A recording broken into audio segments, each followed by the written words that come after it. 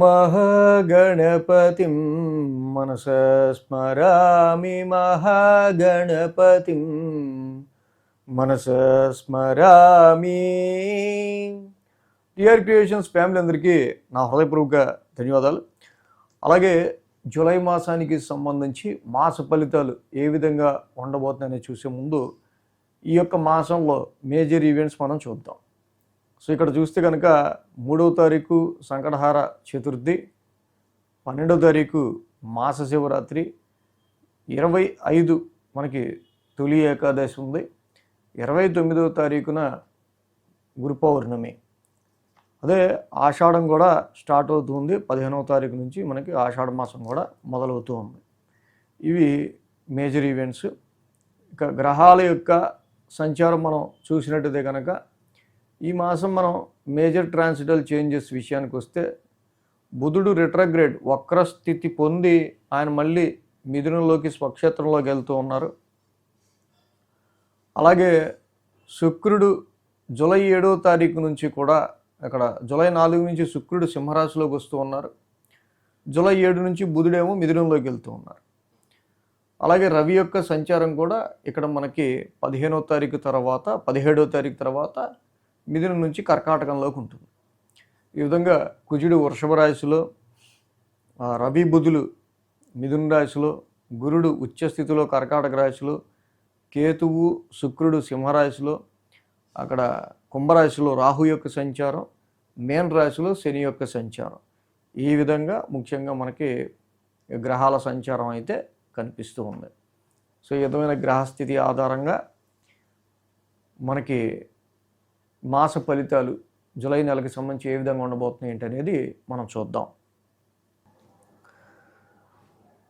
కర్కాటక రాశి వారికి సంబంధించి చూద్దాం. కర్కాటక రాశి వారికి ఈ యొక్క మాసం యోగిస్తున్న గ్రహాల విషయానికి వస్తే లాభస్థానంలో ఉన్న కుజుడి యొక్క సంచారం. ముఖ్యంగా ఈ రాశికి మంచి యోగకారకుడు, చాలా చాలా very friendly planet Mars is very powerful planet transiting in your 11th house. కుజుడి యొక్క ఉచ్చస్థితి ఇక్కడ లాభస్థితి సంచారం చాలా వరకు ఉద్యోగపరమైన విషయాల్లో ఏంటి మీరు అనుకున్న ఎక్స్పెక్టేషన్ రీచ్ అయ్యే క్రమంలో ఒక రకమైన ధైర్యాన్ని, స్థిరత్వాన్ని, కాన్సన్ట్రేషన్ని కుజుడు ఇవ్వటం వల్ల చాలా అద్భుతంగా మీరు ముందుకు వెళ్ళే ఆస్కారాలు కుజుడు మాత్రం ఇస్తున్నాడు. ఇక్కడ మిగతా విషయాలకు వస్తే ఇక్కడ రాశిలో ఒక రకమైన ఫస్ట్ వీక్ అంతా కూడా మెయిన్గా ఏంటంటే శుక్రుడు ద్వితీయంలోకి వెళ్ళిపోవటం, బుధుడు మళ్ళీ రాశి నుంచి రిట్రోగ్రేడ్ అయ్యి వ్యయ స్థానంలోకి వెళ్ళిపోవటం, ఇలాంటివి కొన్ని జరుగుతూ ఉన్నాయి. సో కాబట్టి ఈ రాశి వాళ్ళకి ఇన్ జనరల్గా ఫస్ట్ వీక్ జూలై ఫస్ట్ వీక్లో సమ్ కన్ఫ్యూజన్స్ అనేవి మీ మైండ్లో ఉండే ఆస్కారాలు ఎక్కువగా కనిపిస్తూ ఉన్నాయి. సో అలాగే గురుడి యొక్క ఉచ్చస్థితి సంచారం కూడా ఈ రాశి వాళ్ళకి కనిపిస్తూ ఉంది. సో గురుడు ఉచ్చస్థితిలో ఉండడం చాలా వరకు కూడా రాశిలో ముఖ్యంగా ఆప్టిమిజం, ఆశావాదాన్ని, మంచి Jupiter is the planet of hope కాబట్టి ఏదన్నా ప్రతి విషయంలోనూ మీరు చాలా వరకు కూడా మంచి ఆశావాదంతో ముందుకు వెళ్ళటం వల్ల ఇక్కడ జూపిటర్ చాలా పాజిటివ్ రిజల్ట్స్ మాత్రం ఈ విషయాల్లో ఇస్తూ ఉన్నాడు. బుధుడు రిట్రోగ్రేడ్ అయ్యి ఈ స్థానంలోకి వెళ్తూ ఉండటం వల్ల కొంచెం హెక్టిక్ స్ట్రెస్ వల్ల కొంచెం ఆరోగ్యపరంగా మీరు కొంచెం ఏదన్నా ఫేస్ చేసే ఆస్కారాలు, అలాగే షార్ట్ జర్నీస్ వల్ల కావచ్చు, సిబ్లింగ్స్ వల్ల కావచ్చు, నైబర్స్ ఆర్ సర్వెంట్స్ హ్యాండ్ ఇవ్వటం, ఇలాంటివి కొంచెం మనకి ఎక్కువగా 7వ తారీఖు తర్వాత బుధుడి యొక్క ఈ ట్రాన్సిట్ వ్యయ స్థానంలోకి వెళ్తూ ఉండటం వల్ల మనకి ఎక్కువ కనిపిస్తూ ఉంది. ఇక్కడ బుధ గురుల యొక్క ఇది జనరల్గా జరుగుతూ ఉంది కాబట్టి ఇక్కడ బుధుడికి గురుడికి చిన్న శత్రుత్వం ఉండటం, మళ్ళీ ఆయన రిట్రోగ్రేషన్లో ఉండటం, అనేకమైన ఆలోచనలు, సమ్ కన్ఫ్యూజన్స్ వారం ప్రారంభంలో ఉంది కాబట్టి ఈ కన్ఫ్యూజన్స్లో మేజర్ డిసిషన్స్ ఏవి ఫస్ట్ వీక్లో తీసుకోకుండా ఉండటం బెటర్. అయితే శుక్రుడి యొక్క ద్వితీయ స్థాన సంచారం ఎప్పుడైతే శుక్రుడు మీకు ముఖ్యంగా చతుర్థ స్థానంలో ఇక్కడ అదే ఫోర్త్ నుంచి కూడా 4వ తారీఖు నుంచి ద్వితీయ స్థాన సంచారంలోకి వస్తున్నారు శుక్రుడు.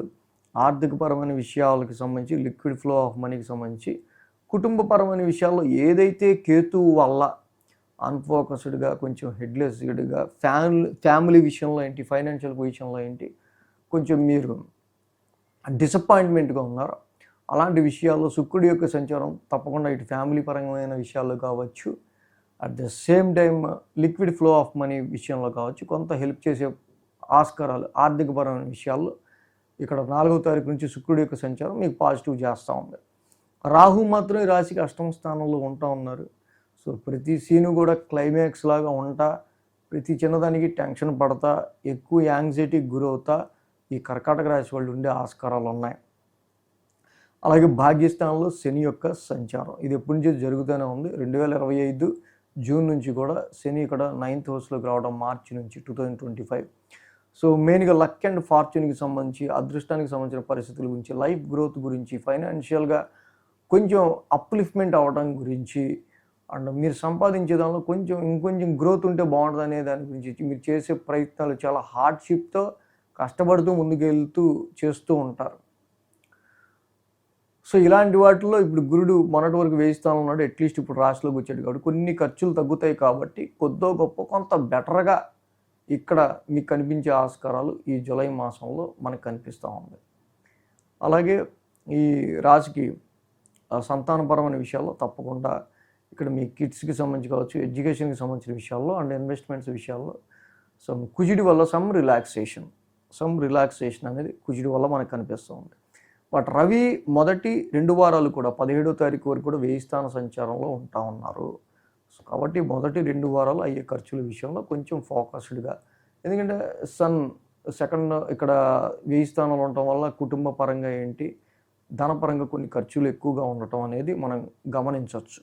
కాబట్టి 17వ తారీఖు వరకు మొదటి 2 వారాలు కూడా plan your financial situations, financial expenses, ఖర్చుల విషయంలో కొంచెం ప్లాన్ చేసుకుని ఉండటం అనేది చాలా మంచిది.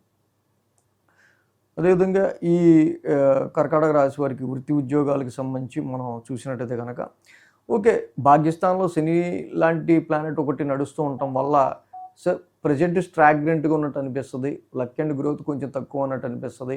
కొంచెం మనకి అప్ లెవెల్లో కొంత మనకి ఏదన్నా పేరు రావాలన్నా, గ్రేడ్ పెరగాలన్నా కొంచెం కష్టపడాలనిపిస్తూ ఉంటుంది. సో ఇలాంటి సిచ్యువేషన్స్ జనరల్గా నడుస్తూ ఉంటాయి. అలాగే ఈ రాశికి మెయిన్గా ఏంటంటే అష్టమ రాహు దోషం అనేది ఎక్కువగా ఉంది. కాబట్టి దుర్గామాత ఆరాధన చేసుకోవటం, కేజుంపావు మినుములు ఒక బూడిద రంగు వస్త్రం దానం చేసుకోవటం చాలా మంచిది.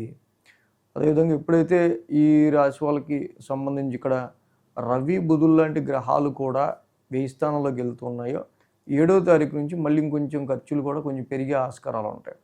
కాబట్టి చాలా వరకు షార్ట్ జర్నీస్లో ఎక్కువ టైం వేస్ట్ అవటం కావచ్చు, పెట్టిన ఎఫర్ట్స్ వేస్ట్ అవటం కావచ్చు, ఇలాంటివి.